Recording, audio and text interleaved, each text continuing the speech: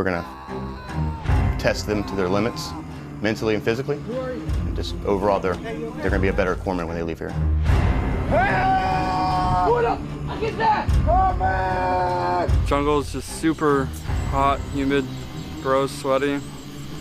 A lot of heavy lifting around everywhere you go, so make sure you're ready for that. This is really difficult terrain, and you have to know how to deal with the jungle or it will bite you back.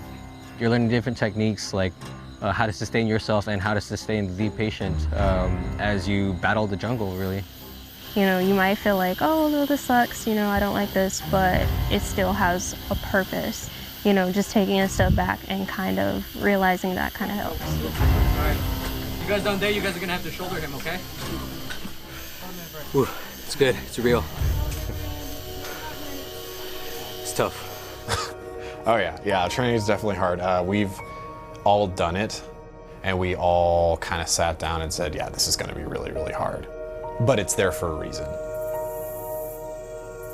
We're starting out with basic infantry skills that would correlate with medical skills.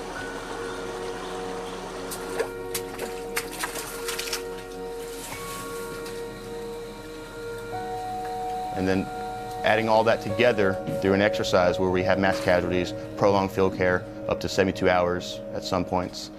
It really is go, go, go, and it's stressful, and we are at that point testing them.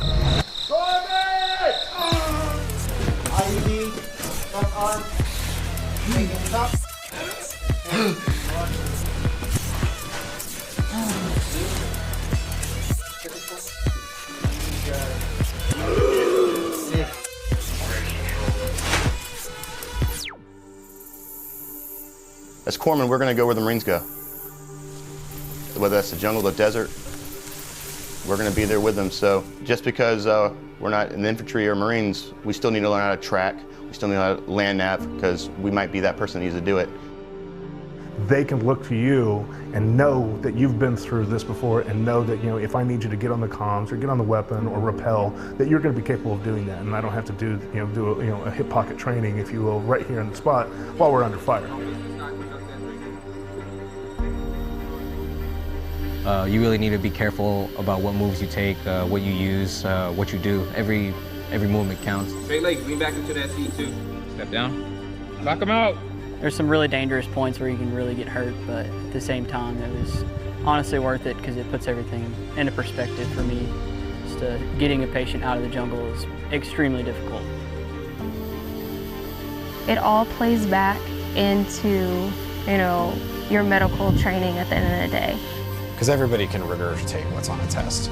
We want to see, can they take what we've taught them, apply it to the situation without prompting? That's the ultimate goal.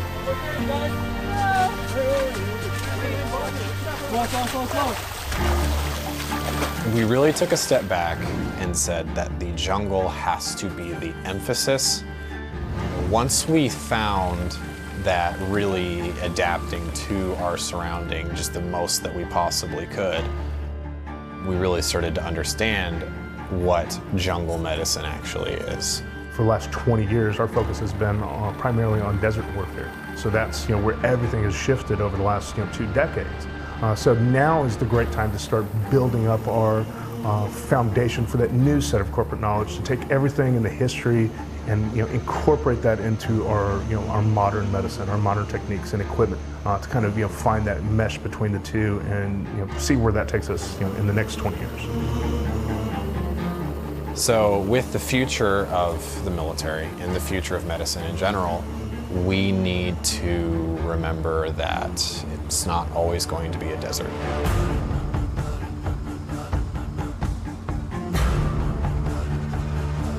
And even in countries that have deserts, there are also areas of subtropical rainforests.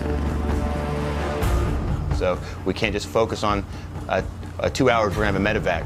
We may have to sit on a patient for a day or two, maybe 3. And so it's very vital, especially in an atmosphere like this and the terrain. You just never know when and where you can get something.